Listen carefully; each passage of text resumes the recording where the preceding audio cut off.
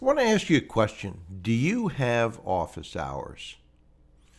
If you think about all the things you do outside of the things you do for yourself, often, there are office hours tied with them. If you want to go see a doctor, you have an appointment.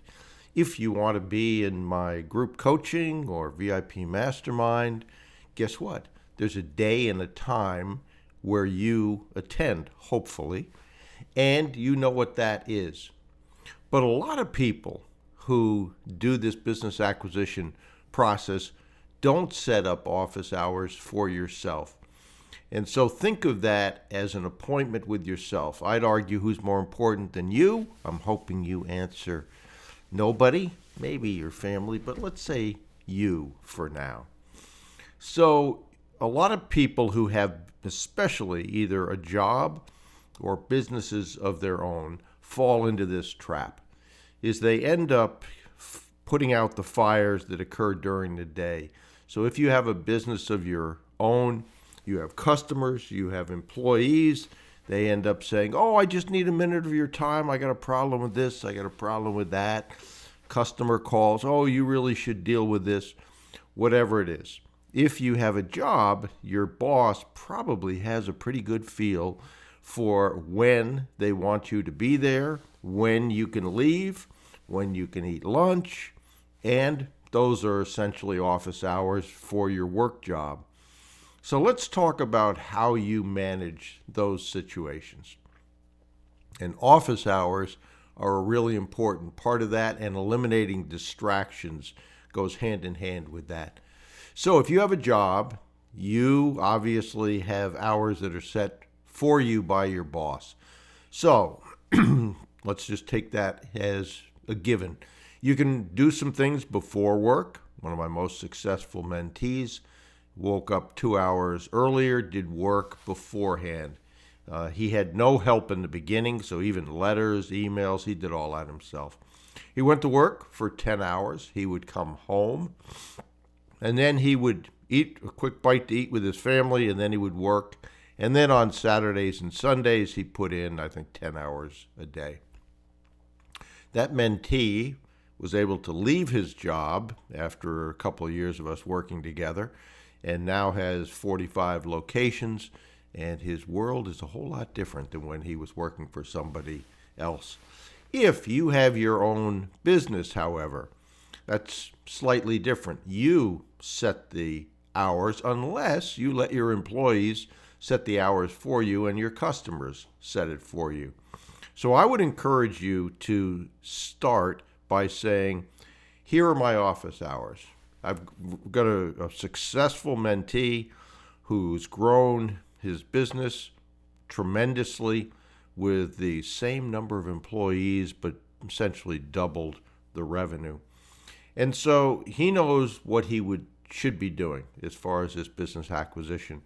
But the last call we had, he said, I just keep getting sucked back into this vortex of work. And so we talked about that. And we said, what are we going to do about it? And he said, you know what I'm going to do about it? I'm going to set office hours between 2 and 5 p.m. every afternoon. I'm going to tell my staff that I'm unavailable. I'm going to go in my office. I'm going to lock the door. I don't know if he says he's going to lock the door. I put that in. But it wouldn't be a bad idea to lock the door. And he's going to work on this business acquisition, whether that's sending emails, cold calls, etc. And I told him, don't try to set the world on fire at first. End up, if you're going to make cold calls, first day, just make 5. Just make 5. Oh, that's easy. Okay, we'll see if it's easy. And then increase from there. And if you do that, you will begin to have a task that's manageable, and you will also end up working in a way that you teach yourself, well, this isn't so bad. I can do it. I can eliminate the distractions. Now, office hours is the first step in that, but unless you guard your boundaries, it is not going to work. So you have to be sure. I told you between 2 and 5 that I have a meeting. You happen to have a meeting with yourself. So make sure the people around you know that. If you're on a computer, if you're on a phone, turn off your notifications. Don't look at your email. Leave your phone in a different place. Put it on silent. Any of those things. Because the people who have come up with that technology are extremely good at making you interact with it. Sending you dings, sending you chimes, sending you visual notifications that you have a message. I think the average text message gets looked at within 3 seconds. Think about that. How fast they can change your behavior to do what it is they want you to do. And that's a good point. If you are not working your to-do list, you're working somebody else's to-do list. So, set some office hours. Eliminate your distractions. Make sure that you guard those boundaries. And if you do that on a consistent basis, it will become a habit, and you're going to be surprised at how much more efficient you are. So if you don't know the steps, you should learn the steps. My Acquisition Advantage Bootcamp is the best way I know for you to do that. That's over on my website, brucewhipple.com. There is also a free course there on conversation starters. And if you want to go there directly, you can just go to brucewhipple.com/free course.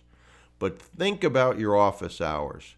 Think about how often you feel like you're being pulled in 100 different directions and you're not in control of what those pulls are. If you get control of that, if you set up the office hours, do the things we've talked about in this podcast, you will, as I said, become much more efficient if you stick to it and guard your boundaries.